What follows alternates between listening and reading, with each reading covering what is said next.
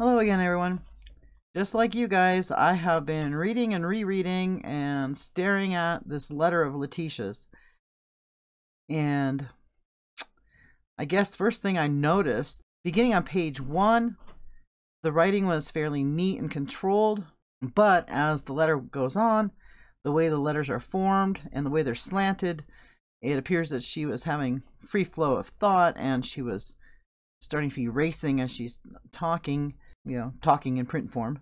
The next thing that came across my mind and stood out to me was that this letter, if accurate, is worrisome regarding her inability to help in her defense and allegations of mistreatment. It made me worry, and I'm hoping that Scott Reich can let us know if these allegations, if they're true, these allegations, would they have an impact on the trial at all? I'm hoping not. I don't know what the expectations of privacy are at the jail between a client and an attorney, but I do know that those calls between the inmates and their families or friends, their visitors, there's no expectation of privacy there. Those are recorded. So I don't know what she's going on about there, unless, there's not supposed to be listened in on if it's between a client and an attorney. I don't know. It's another thing for the lawyers. As for her doctorate degree, just looking at this letter, I'm a little bit puzzled about that. But if she has some sort of learning disability, that would explain it. She could have a doctorate degree and write like that by hand and do a lot better using a computer program. So if anybody knows for sure whether she has a doctorate or not, please let me know. Also, I noticed that Letecia stated that she'd been on Ensure for 2 weeks due to the poison comments. And I'm not sure what she meant by that. Did she mean that people had, like poison type thoughts and words towards her, or like poison pen, that kind of thing?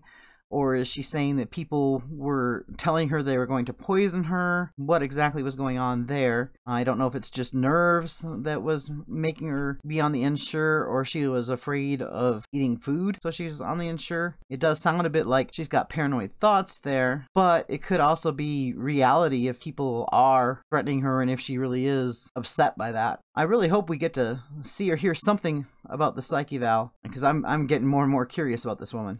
I noticed that Letecia cited daily mental disturbances, and I'm wondering what she's alluding to there.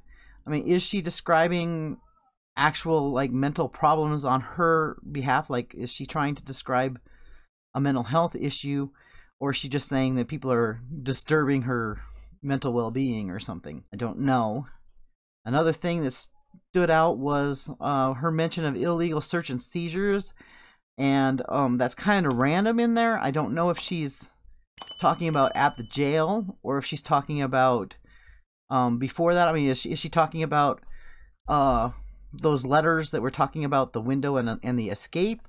Or is she talking about stuff that went on before she was arrested? I'm curious about what the thought process is there. And then on page 3, I'm sure you all saw it too, the word that I was having trouble trying to read to you because I couldn't tell what exactly she was trying to say. I don't know if she's saying coercion, maybe. I'm not sure what she was trying to get across with that. Another thing that really stood out was when Letecia said, "I don't even feel that El Paso has jurisdiction." Now, what exactly is that referring to? And why would El Paso not have jurisdiction? Does she know?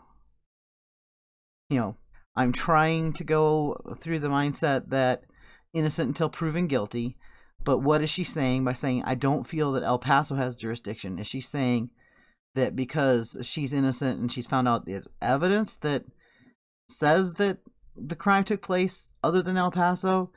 Or is she, in a veiled way, telling us that the crimes that she's being tried for did not occur in El Paso County? And, those are things that have been tumbling around in my head even before she said that, is, just the amount of evidence that was released. Turned out that the blood wasn't as much as I thought it was. I'm really wondering if they know for sure yet where crime took place. Anyway, I'm fairly sure that Letecia waived her right to a speedy trial early on. At least I thought that was what happened, at maybe her first appearance, or it was her second or something like that. But I think she waived her right to a speedy trial, but apparently, on page 3, it appears that she's now saying that she did not waive that right. And she did state again that her mental health is declining.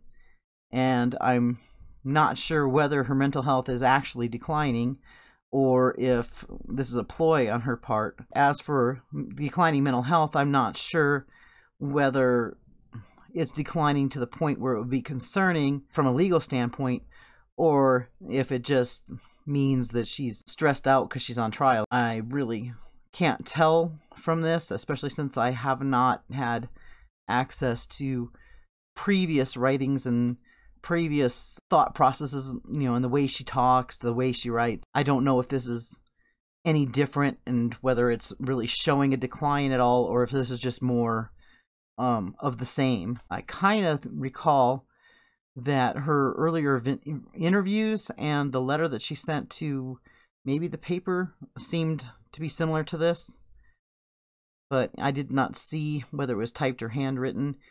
If it was handwritten, I didn't see that writing, so I don't know whether the handwriting has declined at all. And I don't know whether this is indicating impaired thought at all. And I do know that some people might have thought that threats in her peanut butter sounds crazy, but I've worked with incarcerated people before, and some really strange things do go on there. It's a whole different culture, and they do things like put scary or gross things in each other's food as a threat. So that could be what she's talking about threats in her peanut butter.